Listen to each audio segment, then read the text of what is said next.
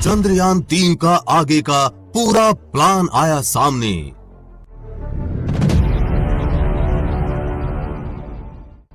किस तारीख को कहां होगा हमारा चंद्रयान-3?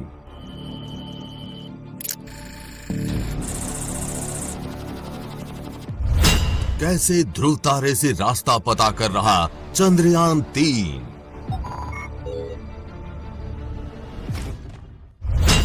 अभी कितनी स्पीड से चल रहा है चंद्रयान-3?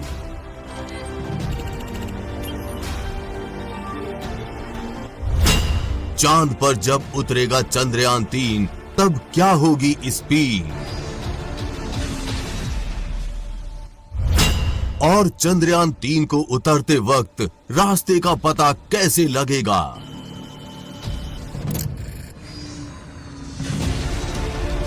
हम सब भारतीय इस बात से बड़े खुश हैं कि चंद्रयान-2 की असफलता के बाद हमारे वैज्ञानिकों की 3 साल की कड़ी मेहनत के बाद वापस से चंद्रयान-3 चांद के सफर पर निकल चुका है।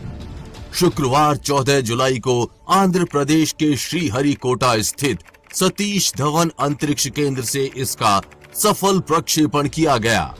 पृथ्वी की कक्षा में चक्कर लगाने के बाद अब धीरे धीरे चांद की तरफ बढ़ रहा है, लेकिन सवाल ये है कि चंद्रयान-3 की अब स्पीड क्या है और वो अंतरिक्ष में कैसे आगे बढ़ रहा है। चंद्रयान-3 की लॉन्चिंग के दौरान रफ्तार 1627 किलोमीटर प्रति घंटा थी। महज 108 सेकंड में चंद्रयान-3 45 किलोमीटर की ऊंचाई पर पहुंच गया था।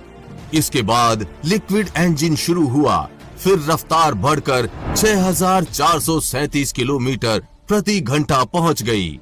इसके बाद 62 किलोमीटर की ऊंचाई पर रॉकेट से बूस्टर्स अलग हो गए। इससे रफ्तार 7000 किलोमीटर प्रति घंटा पहुंच गई। लिक्विड इंजन के अलग होने के बाद क्रायोजेनिक इंजन शुरू हुआ, फिर इसकी रफ्तार 16000 किलोमीटर प्रति घंटा पहुंच गई थी। जब अंत में चंद्रयान-3 से क्रायोजेनिक इंजन भी अलग हुआ, यानी जब चंद्रयान-3 को LVM-3 रॉकेट ने उसकी पहली कक्षा में डाला था, तब चंद्रयान-3 की गति थी 36,968.4 किलोमीटर प्रति घंटा, यानी 10.269 किलोमीटर प्रति सेकंड।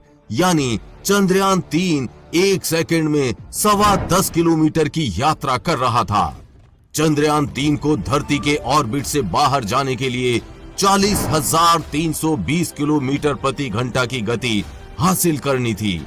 तो अब सवाल यह है कि जब रॉकेट के ये चारों part, booster rocket, heat shield, liquid engine and cryogenic engine, यानी पूरा रॉकेट चंद्रयान-3 से अलग हो चुका है, तो अब आगे चंद्रयान कैसे उड़ेगा? तो इसका सीधा सा जवाब है, पृथ्वी की कक्षा में प्रवेश करने के बाद प्रोपल्शन मॉड्यूल की सहायता से इसरो इसको आगे उड़ाएगा। जब एक बार चंद्रयान-3 के प्रोपल्शन मॉड्यूल का इंजन ऑन होता है तो उसे तेज गति मिलती है, वो अगले ऑर्बिट में पहुंच जाता है। लेकिन जैसे ही वो एपोजी पर सबसे दूर पहुंचता है, उसकी गति 0 हो जाती है। पृथ्वी उसे फिर खींच लेती है। अभी इसकी गति 36,968 से 40,320 किलोमीटर के बीच है। हर ऑर्बिट में चंद्रयान-3 के साथ यही हो रहा है। प्रोपल्शन मॉड्यूल में 2 बड़े ईंधन टैंक हैं, जिनमें अलग अलग तरह के ईंधन भरे हैं, जिनके मिश्रण से ये यान अंतरिक्ष की यात्रा कर रहा है। चौथे ऑर्बिट तक चंद्रयान-3 धरती का एक चक्कर करीब 22 घंटे में लगा रहा था, लेकिन 5वां चक्कर हो सकता है और ज्यादा समय में पूरा करे। इसके बाद सीधे लूनर ट्रांजिट ट्रेजेक्ट्री में चला जाएगा। ये काम 1 अगस्त को किया जाएगा।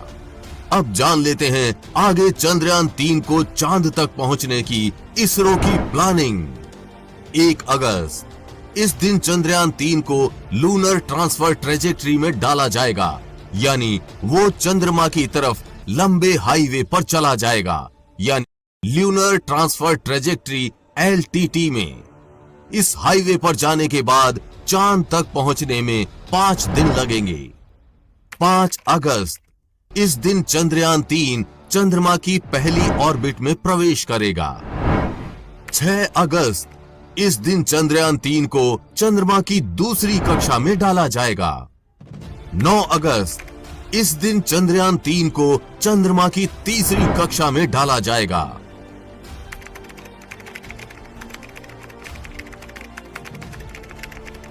16 अगस्त, इस दिन चंद्रयान 3 की चंद्रमा की ओर 5वीं ऑर्बिट मैन्यूवरिंग होगी।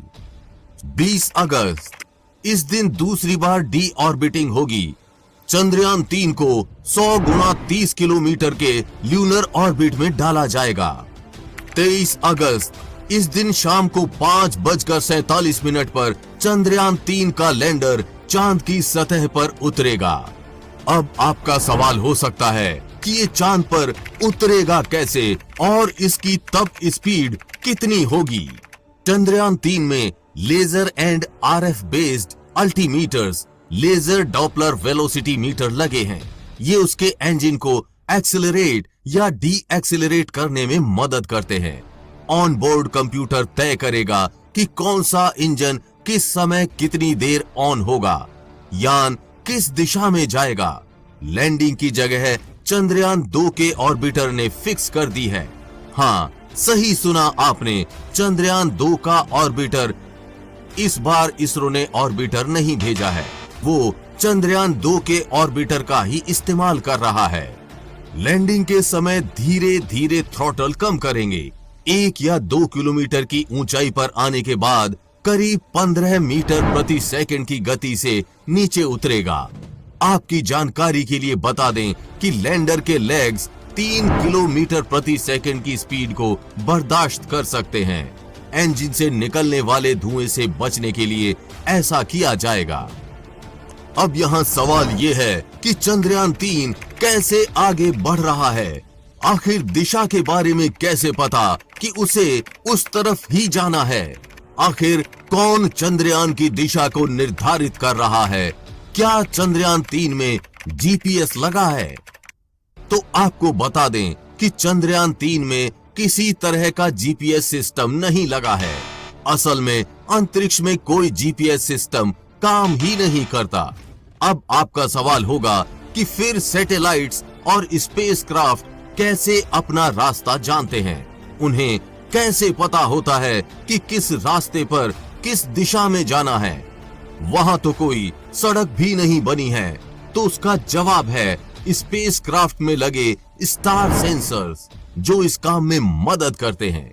चंद्रयान 3 में कई सारे कैमरे लगे हैं, स्टार सेंसर्स लगे हैं, जिनके माध्यम से वो अंतरिक्ष में दिशा पता करता है। इसके लिए वो ध्रुव तारे और सूरज की मदद लेता है। रात में ध्रुव तारा और दिन में सूरज से लेता है रास्ते और दिशा का ज्ञान। असल में ध्रुव तारा, जिसे पोल स्टार भी कहते हैं, वो उत्तर की दिशा की ओर इशारा करता है। यानी आप उसकी तरफ जा रहे हैं तो आप उत्तर दिशा में जा रहे हैं। ध्रुव तारा सिर्फ जमीन पर ही नहीं बल्कि अंतरिक्ष में भी यात्रा के लिए बेहद मदद करता है। ये गहरे अंधेरे अंतरिक्ष में पृथ्वी से दिखने वाला सबसे ज्यादा चमकता हुआ तारा है। इसलिए इसके माध्यम से स्पेसक्राफ्ट्स या सैटेलाइट्स यात्रा करते हैं।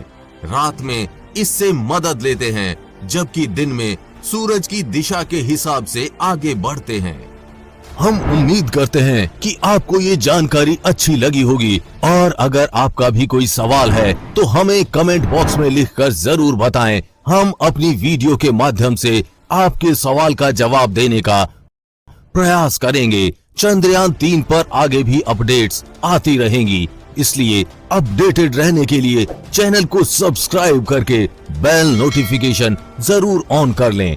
वीडियो को लाइक शेयर करना ना भूलें। जल्द ही मिलेंगे ऐसी ही इंफॉर्मेटिव वीडियो के साथ। तब तक के लिए बी हैप्पी, बाय बाय।